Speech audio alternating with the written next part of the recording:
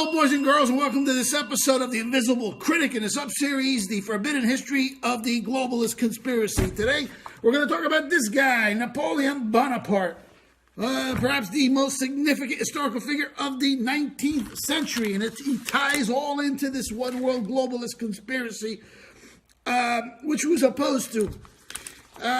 We started out 1769. He's actually born on the Italian island of Corsica. So he's Italian, actually. He's a Gombare, Napoleone Bonaparte. But it was under French jurisdiction. Later on, he changed his name to Napoleon Bonaparte. But he's Italian. A bit of fake news, fake history I'd like to clear up. You see this cartoon from back in the day. It's a British publication. It depicts Napoleon as a midget. This disinformation, this lie, this bullshit continues to the present day.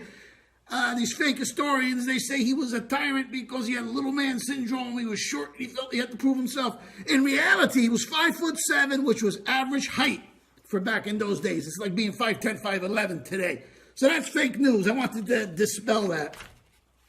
Now, what happened is we talked in a previous episode about the French Revolution, and Jacobins took over. They were just murderous beasts. The original Bolshevik communists is what they were. And now the monarchies of Europe, they didn't want that spread into their country. So they waged war against the Jacobins. And then later on, there'll be a series of 7 wars. This is like almost over a 20-year period. These were wars against the French Revolution. And later on, they started calling them the Napoleonic Wars. But he was not the head of France at that time. The Jacobins were overthrown. There's Robespierre. He was beheaded. That mass murderer killed so many innocent people. He himself got beheaded. And a group called the Directory took over France. They were a little bit more sensible, but they were still left-wing. The Jacobins remained a force, a subversive force. However, they kept their clubs intact. This is a Jacobin hat. They wore red caps. That was their theme color, just like the communists who came 20 years later on. Now, at this time in the early wars, Napoleon's a very young man. He's like a general. He's only in his 20s, and he wins great victories. There he is going into Rome, okay? And a lot of people in Rome greeted him as a hero. The Directory told him to overthrow the Pope. He refused. So he was not like an anti-Christian radical like some of these other revolutionaries. And he had enough power and influence now as a military man to say to the Directory, screw you, I'm not going to touch the Pope. So the Directory, they're getting a little bit afraid. This guy might come back and take over. He's a big military here, so they shipped him off to Egypt. He's on an expedition to Egypt, discovers the Rosetta Stone. The Egyptians view him as a liberator from the Ottoman Turks. He calls himself the defender of Islam. He was very tolerant of all other religions and peoples. Now, later on, he does come back. And it's like the Second Coalition War. Things are shaky and destabilized. So he comes back and he takes over. He becomes the boss of France. Okay, 1800. Now the Jacobins want to kill him. So now he's got the other monarchies. They want to put the Republican France out of business and put a king back on the throne. And then you got the Jacobin lefties who want to kill him. There was the Daggers plot. They were openly calling for the stabbing of Napoleon like Julius Caesar. 1800, they threw a bomb at his carriage, kills a bunch of people. Napoleon survives. These were Jacobins who did this.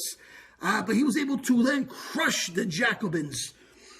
And gain more power, so it backfired on him.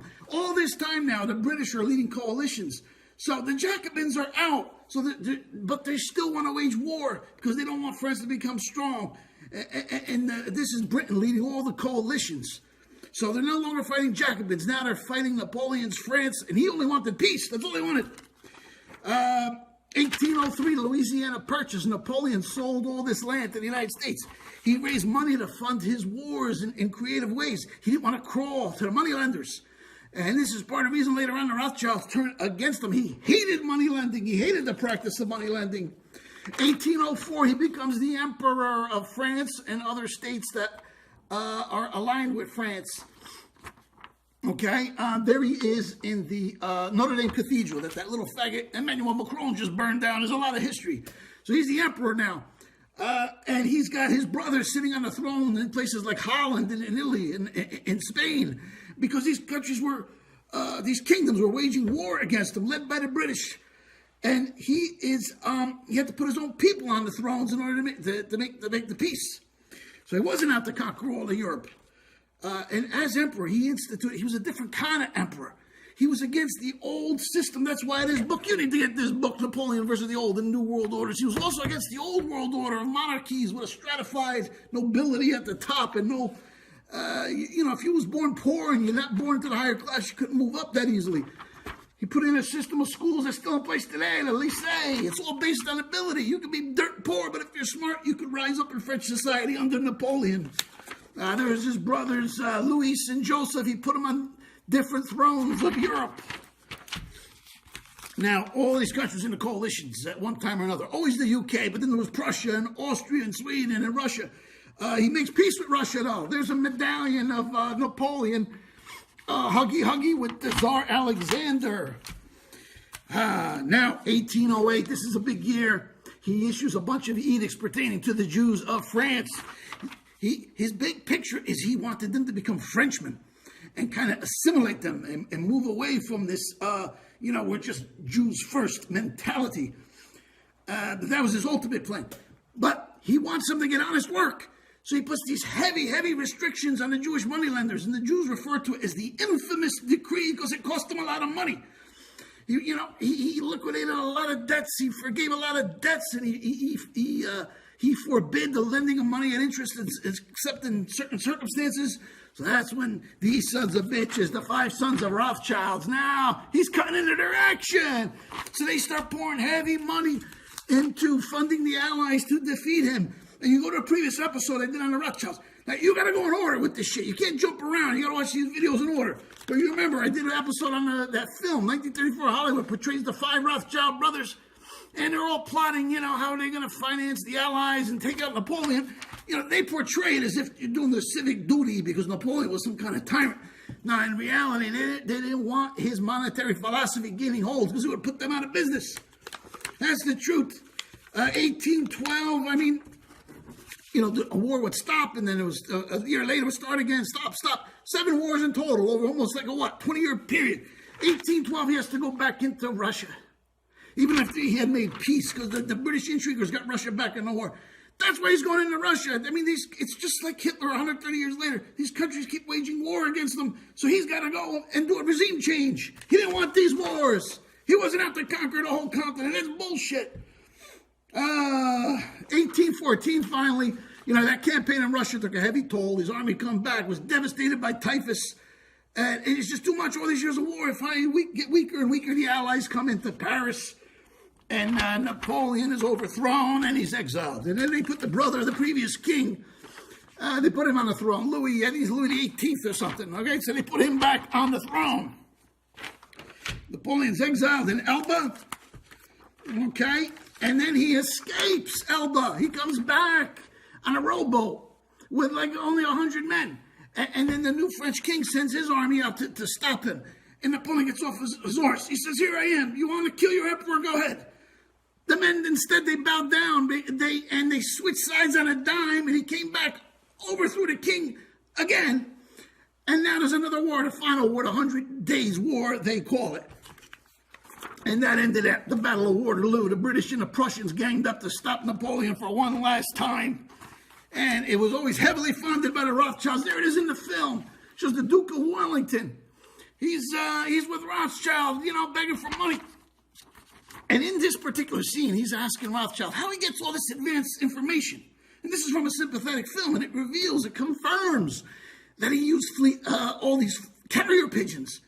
So he got news of the Battle of Rothschild, the Battle of Waterloo before everyone else did. So he pretended he was all sad, and everyone looked at him. They started selling. They're like, oh my God, we lost. The market crashed. He bought it up for a song, and then when the news came that the British won, the market just went through the roof. Rothschild, he made his fortune 20 times over on that day. That's a true story. He bought up Britain. So he basically conquered France and conquered Britain at the same time with these Napoleonic Wars. There's Nathan Rothschild. Then, what do we got here? Finally, 1821, he's exiled again on St. Helena. And he mysteriously dies. They poisoned him. The British poisoned him. They didn't want him escaping again. They killed him, and they had to kill the legend.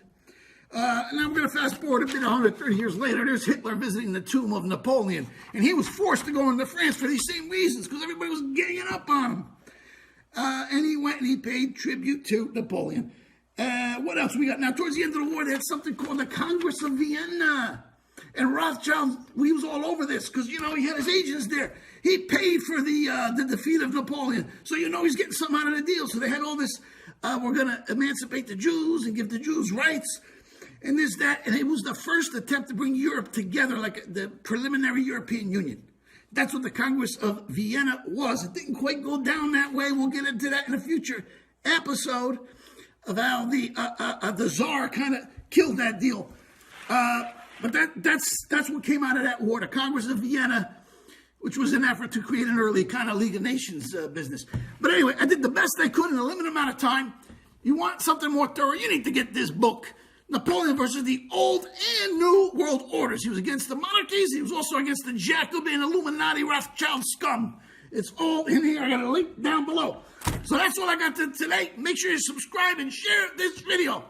In the next episode, we're going to go back to America and talk about the War of 1812, which was started by the same sons of bitches who started this war against Napoleon. So until next time, it's your host, the Invisible Critic, signing off.